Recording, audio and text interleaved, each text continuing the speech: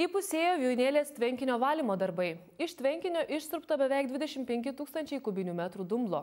Darbai pradėti nuo paplūdimio teritorijos, kad gyventojai ir miesto svečiai galėtų kuo greičiau naudotis vandens teikiamais malonumais.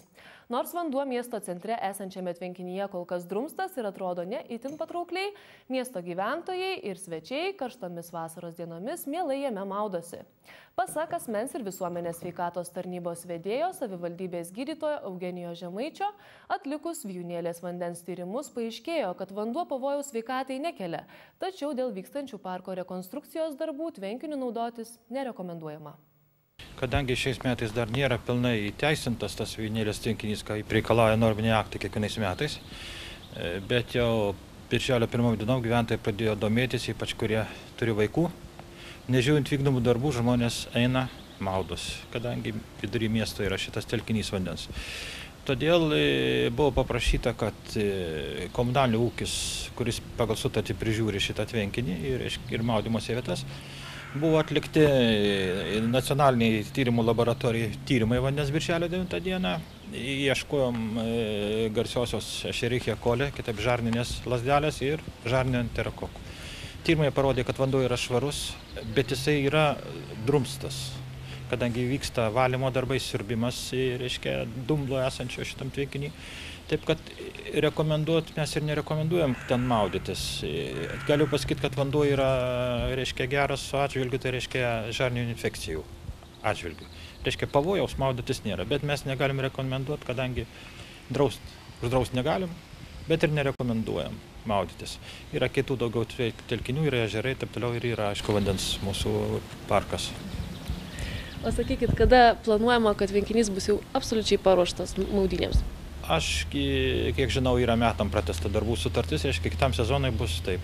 Kadangi šitas tvenkinys įtrauktas į Europos, reiškia, vandens telkinių gėlų sąrašą, mes kiekvienais metais kovo 15 dieną pateikėme Europą, reiškia, kokie bus tyrimai, nes taip pat liekama 2 kartai į mėnesį, ne mažiau kaip 2 kartus. Taip pat tenai turi būti kaip paplūdimys, gelbėtojai, geriamas vanduo ir taip toliau, taip toliau. Visur kitur, kurie aplink miestas ežeruose, tai yra tik paprasčiausios maudyklis. Sinoptikai šią savaitę praneša šiek tiek didesnius karščius, negu buvo lig šiol įprasta. Kaip gyventojai turėtų elgtis, esant didesnį negu 27-8 laipsnių temperatūrai? Turbūt tie patarimai iš metų iš metus nesikeičia. Tai pirmiausia turi būti labai prižiūrimi vaikai. Aišku, ant atviros saulės turėtų būti naudojamos apsauginės odos priemonės, kad neįkaistų. Ir aišku, galvos apdangalai, šviesus rūbai, kuo mažiau sintetikos. Ir reiškia, kad būtų, aišku, geriau medvilnė, linas, taip toliau. Ir nemažai iki kelių litrų skysčio kiekiai naudojamas, nes prakaituojama, taip toliau. Ypač žmonės vyresnio amžiaus, kas turi širdies problemų, ar reiškia, dėl kraujotakos kokios problemos. Skysčio didesnis kiekis yra būtinimas, kad išvengt kažkokių per karščius problemų. Ir žmonėms, kurie yra po susirgymų, reiškia, jau nustatyta širdies ligos, aišku, geriau tai yra pavėsės ir vengt išeiti į karštą kažkur ir ilgiau būti kažkur gamtoj ar prie ežero kokio.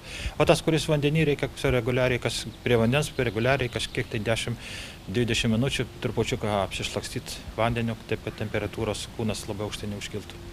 O jeigu temperatūra, tarkime, yra aukšta, bet yra ir griaustinis, ir stiprus lietus, toks besimaišantis oras, ar jis turi įtakos mūsų organizmui? Matot, kada labai žmogus irgi turi tam tikrą spaudimą, kada atmosferos slėgis irgi labai kinta, ypač prieš audras, taip toliau.